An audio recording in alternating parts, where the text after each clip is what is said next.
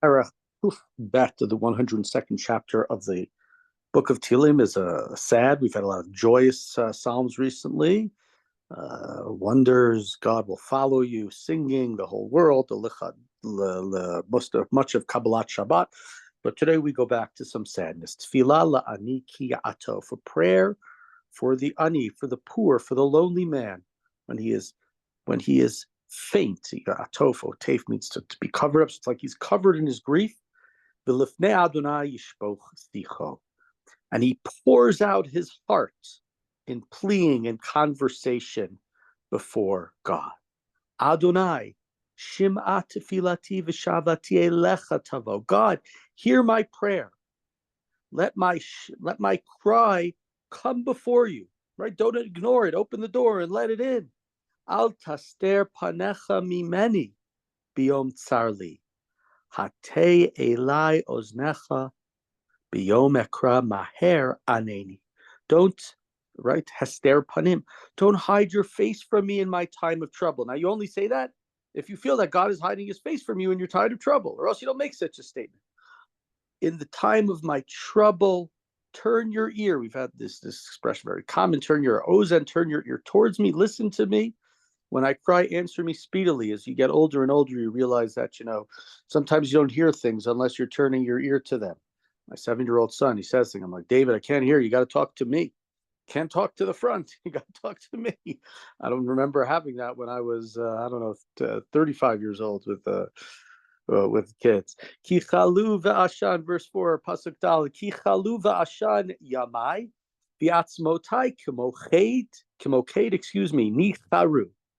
For my days have vanished. They've gone like ashan, like smoke.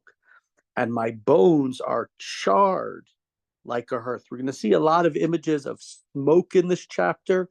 Life is fleeting. I am burning. I am suffering. Smoke, that's one image. And we'll see another one that's going to come up, and it's here, right here. Pasuk Hey, verse 5. Huka ka'esev vayivash libi ki shachachti me'achol lachmi. My body is stricken and withered like grass, too wasted to eat my food. I'm suffering like withered grass. And you think of somebody who's poor, grass is abundant. You can always pull grass, I guess, out of the ground. Certain times of the year it's green, other times of the year it might be yellow, but grass is everywhere. It's something that anybody, the poor person, can have, but it's easily burnt. It's not something that you really get anything from. Mikol anchati dovka atzmi live sari, on account of my eyes, my anchati, my bones. You can see them through my skin. Literally, davka means to cling. My bones, right? My flesh is clinging to my bones. It's so tight. We all know the picture: Ethiopian children, etc., where the Holocaust images, where you see straight through that person, you see their ribs. It's like they have no meat on their body. This is somebody who's withered like the grass. Somebody who's smoke, whose life is fleeting, that it's here and it's going to be gone very, very soon. It's not like the wildfire, sadly, in the western United States. Pasuk Zayin, verse 7, Damiti likat midbar aiti kikos charavot. I am like an owl in the wilderness, an owl among the ruins, is what he calls himself. Right, so owl maybe being, because owl's a bird of the night. Right, an owl is nocturnal. And as right, I'm in darkness. I'm also nocturnal. To understand the idea of being like a bird in wilderness, or in exile, flying away. Shakadati ve'ehiyekitzipor bodeid al gag. I lie awake. I'm like a lone bird upon a roof. Kol hayom cherfuni oivai meholalai bi nishba. All day long, my enemies revile me. My deriders use my name as a curse. Right? I'm looking. It's like a bird. I'm up on the roof. I can see where I want to be. Right? I can see Jerusalem. I can see success. I can see happiness in life. I can see it, but I cannot attain it. I cannot get there. I see it from afar. I'm exiled. I can't go there. And all day long, my enemies, they are just cursing me. My name is a byword. As we You see many times back in Yirmiyahu and Yechezkel, that sort of expression. Continuing pasuk yud, ki efer kalecha machalti, v'shikuvai bibchi masachti. For I've eaten ashes like bread, and mixed my drink with tears. Think of Erev Tisha B'Av, Suda Mafseket, the last meal where you eat egg dipped in ashes. Think of the custom that not everybody does of placing ashes, dirt on the forehead of a groom, because if you don't remember Jerusalem, and having that sadness even at the time of the greatest joy. So this is a person who's eating ashes as if it's bread, the sadness, the horrors, the burning. Mipnei za'amcha v'kitzpecha kinesatani latashlicheni. And why did this happen? Maybe the person wants God to be far away. Because why am I eating these ashes? Why am I suffering? Why am I like withering grass and smoke? Because of your wrath, because of your fury, because you have cast me far away, God. Interestingly, there are a lot of sort of allusions, ideas in here where we see things related to the book of Eov and unjustness and capricious God. But in Eov, asks God multiple times, sort of says, "Stay away from me, God. Stay away from me. Leave me alone." Right here, your wrath and your fury is happening because you've cast me away. Eov asks God to stay away from him. Leave him alone. Let him just live his life. Continuing verse 12. Yamai kitzel natoi va'ani ke'esev ivash. Get the right. My days are like a lengthening shadow, but I wither like a grass. Right, so shadows, right, it gets longer, but as it gets dark, the shadows disappear, and there's the darkness here, the evil, the difficulty of my life. So I presume that's what it means. It's getting, my shadow, which is lengthening, is going to disappear, kind of like grass that fades, that gets that withers and dies out. Continuing in verse 13, we sort of change, and this is a verse we know, V'yata Adonai le'olam teshev v'zichrecha l'dor v'ador. But you, God, are on the throne for ever, right? Your fame is for all time. It endures for all generations, not just today, but for all times. We have your fame. It's not something that's short-lived. Hiratsu avadecha davaneha, yet afara yichonenu. So your servants, what do they desire? They want to delight in its stones and cherish its dust. That's what the people who love you. That's what they wanted. Presumably, this is a reference to Yerushalayim. So perhaps here, take this phrase, take this psalm as not just being individualistic, but understanding as being regarding the nation. There's a midrash here that when Yechonia was the king, or Yechonyahu, or Kinayahu, three different ways of the same name. He was the king who in 597 was exiled from Jerusalem by Nebuchadnezzar and replaced by his uncle in the hope that there would be a puppet government, if you remember that.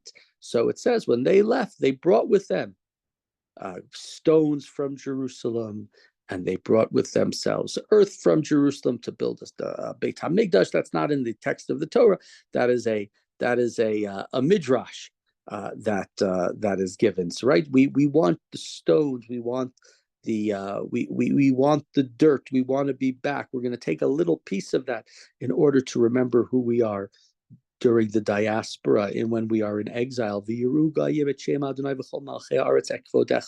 nations, right, when they see that you are around forever, that you're atatekom tirachem Sion, ki v'moed, when they know that your appointed time has come, when they know that we desire your stones, that we were going to cherish, even in the dust, as opposed to the dust on my head of destruction, of horror that says you're far away from me, then the nations will fear your name forever, and all the kings of the earth will see your glory. Ki v'ana Adonai Tzion nir'eh bichvodo. Verse 17, pasuk Yud Zayin, because God has built Zion, and he has appeared in all of his glory. Panal tfilat ha'arar v'lo vaza et tfilatam.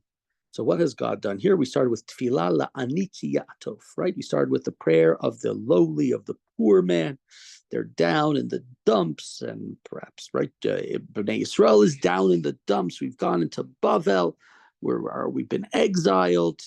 But now, God, the temple has been built. You've turned the prayer of the poor man. You did not spurn, you did not ignore their prayer. Pasuk Yotet tikatev zot ledor acharon ve'am nivra yehalel yah.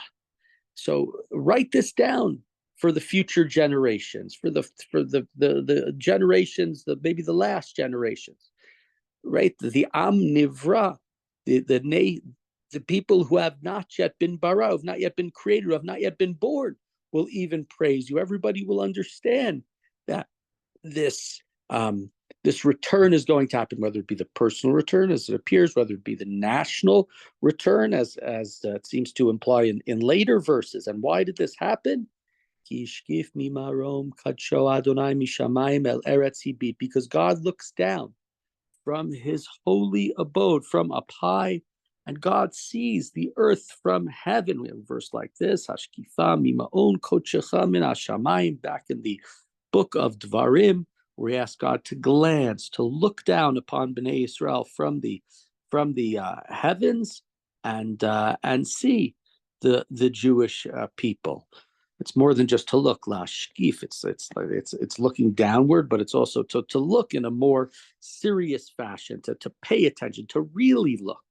Lishmoa and kat asir, lifateach b'nei temuta. Why should God look down? Look down and hear the groans. We had this word before, the groans of the prisoner. Release them from death, and we have an image like this in the Torah, where we talk about na'akat b'nei Yisrael. Remember back all the way in the book of Shemot, when God hears the cries of b'nei Yisrael, God hears them all the way from Egypt. He hears their crying, he hears their moaning, he hears their sorrow. And so we're asking God to do the same thing there. Those who are condemned to death, much like those enslaved in Egypt, I guess they were enslaved, you could say they weren't condemned to death, but how different can the two be? And so we're asking God, in a sense, with those words, to return back and to do that again. So remember their prayers, so that, right, the fame, the glory, the praise can all return to Jerusalem. We've said many, many times that in Tehillim, very rare that we have the word Yerushalayim. We've seen the word Sion here, and very often we have the word Sion. This is one of the exceptions where we have the word Yerushalayim used, not just Sion, not just Zion. Maybe that says we can place this as being perhaps a little later than many of the other psalms, or those who say this was a psalm written by David and part of his repentance following the Bathsheba incident. To me, the word Yerushalayim, at least for me, would seem to place this as a later psalm, one of the later chapters of Tehillim. Continue with Pasuk Chav Gimel, B'kabetz Amim Yachdav Maflechot La'avod et Adonai, when the nations gather together, right, their kingdoms to serve God. Ina baderech kochi kitzar yamai. God drained my strength in the middle of what I was doing. He shortened my days. Omar Eli al ta'aleni b'chatzi yamai b'dor dorim shnotecha. And I said, God, don't take me away. So, right, we've gone back to the personal. I'm suffering and things seem bad, and I'm sick, and I think I'm going to die young. And in the midst of my days, don't do that for me. You, God, live forever. The end of verse 25, right? Bedor dorim shnotecha. God, you live forever. We know 70 years, and in your eyes, God, is like a moment. It's fleeting. And so to you, it's like you coughed and I was gone. But this is my life, and allow me to allow me to lead it for many years. Allow me to live a long life. It's a comparison there between God and humanity, the eternal versus what's temporal humans. Lifnim haaretz yasadata umasei yadecha shamayim. And stop, right, to staying further that God lives forever, right? You established the earth way back when, lifnim, lifanai, before all those thousands, millions, billions of years ago. And the heavens are the works of your hands, right? You are eternal. You've been around forever. Hema yovedu v'ata ta'amod v'chulam kabeged yivlu kalvush tachlifeim v'yachlifu. They will perish, but you'll still be standing. Like some Lionel Richie there, right? They will be like a garment that's worn out, They will, sorry, not Lionel Richie, Elton John. They will change like clothing, and they will pass away. Right? They're here today. The heavens, the earth, the rocks, the trees, and they're gone tomorrow. But you, God, still standing. V'atahu shnotecha lo yitamu. But you are the same. Your years never end. And you know that verse, of course. Will asked me to sing a couple weeks ago. Right before Hashamnu, Bagadnu. We are live for a short time. We sin. We make mistakes. God, make our lives longer. Please forgive us. We've made mistakes. Difference here, right? Starts at the beginning. I am suffering. I am poor. I am lowly. God, answer my prayers. Don't hide from me. And part of the end of the passage, maybe part of the reason that I'm lowly, God, is because I am only human. I am not eternal. I'm here today. I'm gone tomorrow. Stain my shirt, wash it, change my clothing. But you, God, you are eternal. Your years they last forever. So remember that. Maybe have some mercy on me. Turn to me and hear my prayers and let me live a little longer. And continuing in verse 29, B'nei avadecha yishkonu, v'zaram lefanecha yikon. May the children of your servants dwell securely. So we go from the personal to the national again. Children of your servants being B'nei Yisrael and their offspring endure in your presence. If they're close to you, God, as we've said earlier in this chapter, then you will protect them. Then you will be with them. So here we have a prayer. It seems to go back from the individual to the national. You could say maybe it was two different prayers that were placed together. It's one of these prayers like it's almost like there are a few different individual places as opposed to sort of like one theme, like I talked yesterday about all the allusions, all the to Yaakov in yesterday's chapter, at least that I see them. Here it's like a bunch of different things. It's about, we have the eternal versus human. We have, right, I'm withered, I'm like grass, I'm like smoke, again, with the eternal. I'm poverty stricken, I'm poor, I'm nothing. Turn to me, God, alongside these ideas of returning to Jerusalem, returning to Israel, delighting in its stones, the national suffering, the individual suffering placed together. But the hope is the same way, God, you live forever. Allow us to be in your presence together forever. Allow our families to remain in that destiny, linked with you, and hopefully rejoicing together with those rocks, being so joyous to be back home in your presence that we would roll around in the dust in Jerusalem. By the way, one last thing I should say, I should have noted earlier, this psalm is the source for the idea of kissing the ground when you come to Jerusalem. That is taken from this psalm. That idea. It's from Pasuk Tet Vav. You just turn back to it. Pasuk Tet Vav. Sorry to keep you a little longer. Scrolling back up, Kiratsu Avadechat Avaneha Viat Afara Yechonene. Right, we cherish its dust, we delight in its stones, and from there we have this idea of rolling around rolling around, of appreciating Eretz Yisrael, and we appreciate it so more that we're even willing to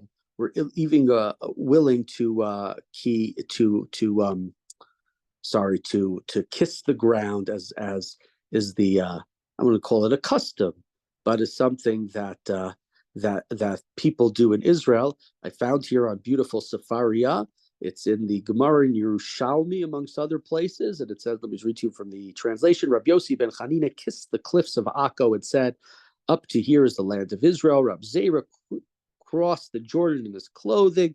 Rabbi Chia bar Abba rolled himself in the steps of Tiberias, right? So we had this idea of kissing the ground and it's coming from this verse in our chapter. So if you have ever done it, or if you've been present, it was a little bit easier when you would walk off of the ladder onto Ben Gurion Airport than when you now walk through the gate into the airport, and then you have to walk, in Nebuch, you see right, you walk until you get to the immigrations, and then you see the faces of the so many hostages on the posters in Ben Gurion if you've been there.